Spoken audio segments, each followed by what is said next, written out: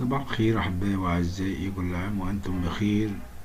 عشان الأول نقول ربنا يستر على الدنيا كلها دلوقتي بعد النزاع الرهيب اللي بين أوكرانيا وروسيا، وهنعرفكم إيه سبب الخلاف وإيه سبب بدء الحرب.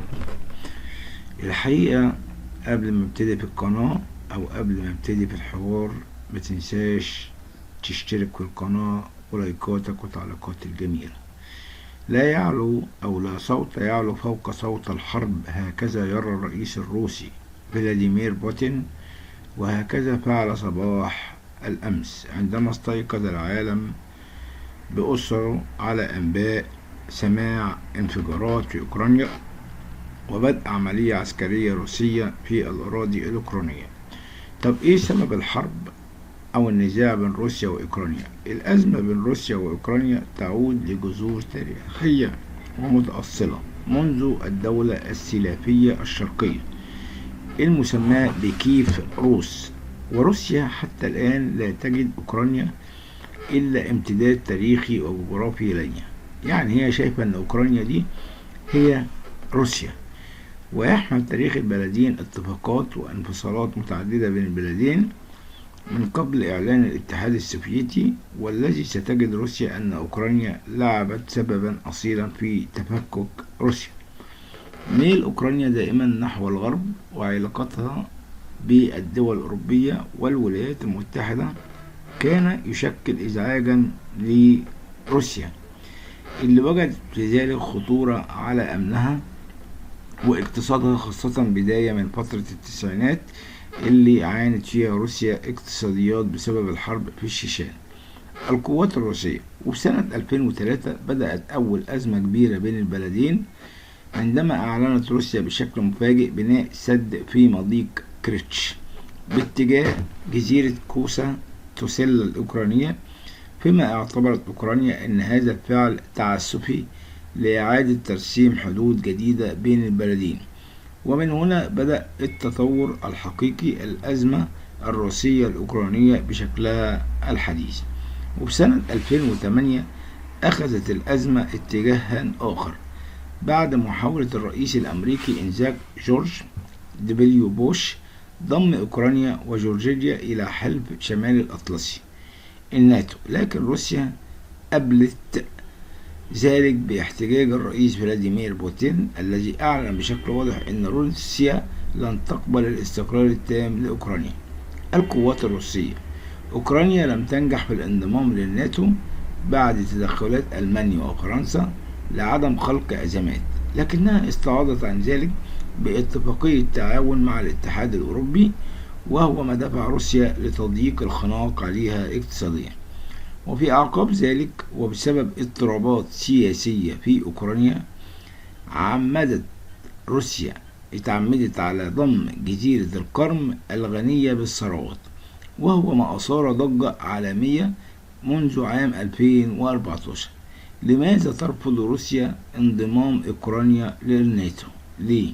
السبب الرئيسي للأزمة الحالية الرفض القاطع الروسي لانضمام أوكرانيا ضمن حلف الشمال الأطلسي الناتو.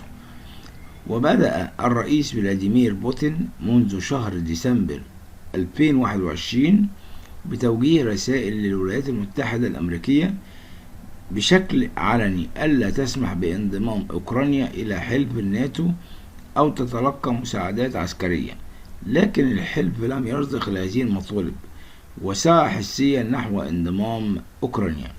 وتعتبر روسيا انضمام أوكرانيا إلى حلف شمال الأطلسي مزعجا لها ويمثل خطورة على أمنها وحدودها واقتصادها بسبب تشاركيه الحدود بين البلدين. القلق الروسي سببه الفصل الخامس من اتفاقية الناتو، والذي ينص على أنه في حالة أي هجوم يتعرض له عضو في الحلف يعتبر هجوما على الحلف بأكمله، بمعنى أي هجوم عسكري روسي على أوكرانيا بعد ذلك سيضع روسيا في مواجهة مباشرة مع 27 دولة على رأسها الولايات المتحدة وفرنسا وبريطانيا.